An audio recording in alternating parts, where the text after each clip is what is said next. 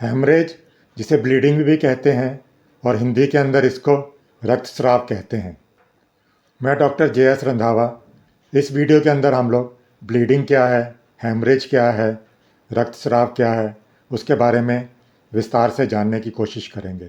वो कितने प्रकार की है और उसकी क्या होम्योपैथिक चिकित्सा की जा सकती है, उसके बारे में विचार रखेंगे। मनुष्य के शरीर के अंदर साधारणतः जो ब्लीडिंग है या हेमरेज है वो दो प्रकार से हो सकता है। इसके अंदर पहला है जो एक्टिव और दूसरा है पैसिव। एक्टिव के अंदर जो शरीर की धमनी है, जिसे आर्टरी कहते हैं, वहाँ से ब्लीडिंग होती है। और जो पैसिव हेमरेज है उसके अंदर उसकी शिरा से या वेन से ब्लीडिंग होती है। जो धमनी से या आर्टरी से ब्लीडिंग होती है उसका रंग घोर लाल होता है। निकलने के साथ में ही उसके अंदर क्लॉटिंग हो जाती है, थक्के जमने शुरू हो जाते हैं और पिचकारी की वेग की तरह वो तेज़ गति से निकलता है।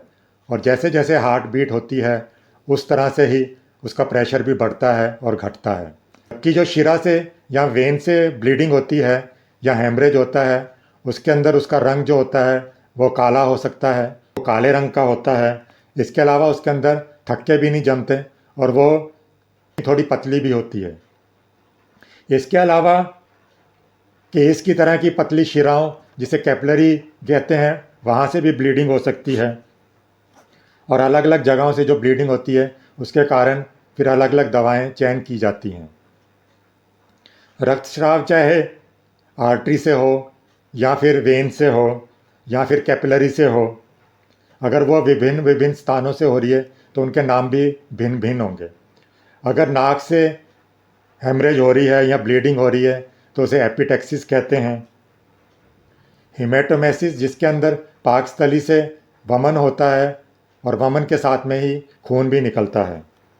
हीमोटाइसिस के अंदर फेफड़ों के अंदर ब्लीडिंग होती है, वहाँ पे जो हेमरेज होता है वो फिर मुंह से नाक से बाहर निकलता है। मस्तिष्क के ऊपर या भीतर अगर ब्लीडिंग हो तो उसे एपोलेप्सी कहते हैं। आंतों के अंदर जब रक्तस्राव होता है और वो स्टूल के जरिए, मल के जरिए बाहर निकलता है तो उसे मेलिना कहते हैं। पेशाब के जरिए अगर ब्लीडिंग होती है, हेमरेज होता है, तो उसे हेमेटोयूरिया कहते हैं। यूट्रस के अंदर या जरायु के अंदर जब ब्लीडिंग होती है तो उसे मेट्रोरेजिया कहेंगे। चोट के कारण अगर ब्लीडिंग हो रही है, हेमरेज हो रहा है, तो उसे ट्रॉमेटिक हेमरेज कहते हैं। मेंसेस पीरियड के अंदर अगर ब्लीडिंग योनि से ना होकर नाक से या मुंह से निकलती हो, उस ब्लीडिंग को फिर विकेरियस हेमरेज कहते हैं। इसके अलावा जो पाइल्स से भी ब्लीडिंग होती है उसको भी विकेरियस हेमरेज के अंदर हम लोग मान लेते हैं। अपने आप या बार बार ब्लीडिंग जो होती है उसे स्पॉन्टेनियस ब्लीडिंग हेमरेज कह सकते हैं। होम्योपैथी दवाइयाँ जो हैं यहाँ पर चयन की जाती हैं, वो उसके स्थान पर, वो किस जगह पर वो ब्लीडिंग हो रही है उसके ऊपर भी बहुत ज़्यादा निर्भर करती हैं। उसके अलावा उस व्यक्ति की क्या कॉन्स्टिट्यूशन है, किस तरह के सिम्टम्स आ रहे हैं, उन पर भी ये निर्भर करती है। इसके अंदर जो हम लोग सामान्यतः मेडिसिन यूज़ करते हैं, डॉक्टर सुजलर के अनुसार उसके अंदर फेरम फॉस 6x के अंदर दी जाती है और वो बार बार दी जाती है, 4-4 गोलियाँ, ताकि रक्त है उसकी पूर्ति हो जाए और जो उसके सिम्टम्स हैं वो थोड़े कम हो जाएं।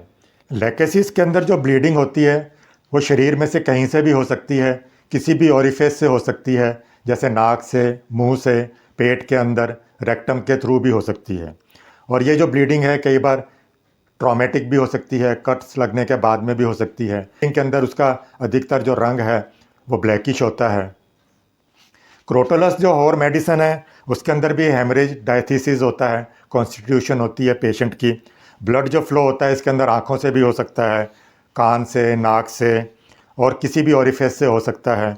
इसके अंदर भी जो ब्लीडिंग होती है वो ब्लैकिश होती है, ऑफेंसिव होती है, उसके अंदर बदबू भी होती है और ये भी कोगुलेट नहीं होती, इसके भी थक्के नहीं जमते हैं।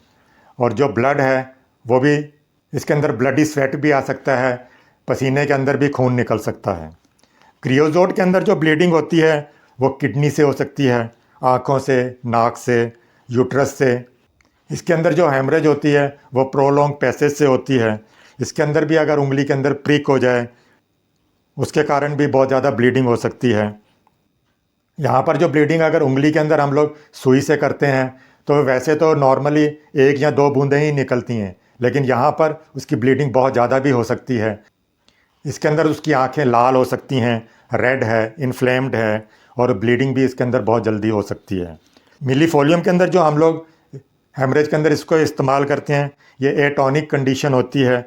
इसके अंदर उसके ब्लड वेसल से ब्लीडिंग हो सकती है। ब्लीडिंग उसके किसी भी पार्ट से हो सकती है, जख्म से हो सकती है, उसके अल्सर से भी ये ब्लीडिंग हो सकती है, उसके लंग्स से, स्टमक से, रेक्टम से, नोज़ से, दांत निकालने के बाद में भी उसको हैवी ब्लीडिंग हो सकती है। और अधिकतर जो इसके अंदर ब्लीडिंग होती है वो लाल रंग की होती है, गहरे लाल रंग की होती है। फॉस्फोरस के अंदर भी थोड़े से भी जख्म के बाद में उसको ब्लीडिंग हो सकती है और बहुत अधिक मात्रा के अंदर लाल ब्लड निकल सकता है। सीकल कोर के अंदर भी जो स्लाइटेस्ट वुंड है, छोटे से भी जख्म के बाद में उसकी ब्लीडिंग कई हफ्तों तक चल सकती है। इसके अलावा उसके लिम्स के अंदर टिंगलिंग सेंसेशन भी हो सकती है। कार्बोवेज के अंदर जो मेडिसिन इस्तेमाल होगी उसके अंदर जो ब्लड निकलता है वो इन्फ्लेम्ड सरफेस से निकल सकता है। ब्लैक ब्लीडिंग इसके अंदर होती है। अल्सर से भी ये ब्लीडिंग होती है। ब्लीडिंग किसी भी ऑरिफिस से हो सकती है, नाक से, कान से, मुंह से, रेक्टम से। पैसिव कैपिलरी जो ओजिंग है वो इसके अंदर होती है। एक्टिव गशिंग है इसके अंदर नहीं होती है। फेरम मेटेलिकम के अंदर भी जो हेमरेज होती है, इसके अंदर भी कॉन्स्टिट्यूशन उसकी हेमरेज डायथिसिस का होता है। ब्लीडिंग इसके अंदर ब्राइट रेड कलर की होती है और ये भी क्लोटिंग या कोगुलेट ईजिली हो जाती है। सिनामोनियम के अंदर जो ब्लीडिंग होती है वो नाक से हो सकती है, बाउल से हो सकती है, पेट से, लंग्स से, स्टमक से। इन सब से जो ब्लीडिंग होती है उसके अंदर सिनामोनियम बहुत लाभदायक होती है। पर मैंने जो भी होम्योपैथिक दवाइयाँ बताई हैं वो किसी योग्य होम्योपैथिक चिकित्सक की सलाह पर ही रहें। अगर ब्लीडिंग बहुत ज़्यादा हो रही हो तो उसे हॉस्पिटल में ले जाएं, इमरजेंसी के अंदर उसको एडमिट कराएं। अगर आपको ये वीडियो अच्छा लगा हो तो इसे लाइक कीजिएगा। इस चैनल पर नए हैं तो इसे सब्सक्राइब कीजिएगा और बेल आइकॉन को भी ऑन रखें ताकि जब भी नया वीडियो आए आपको मिस ना हो सके। अगर आपका कोई सुझाव हो, कोई प्रश्न हो तो आप कमेंट के अंदर लिख सकते हैं।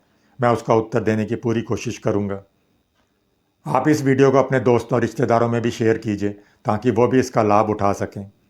इस वीडियो के अंदर इतना ही। मिलते हैं एक अगले रोचक जानकारी के साथ में अगले वीडियो के अंदर। तब तक आप खुश रहें, स्वस्थ रहें।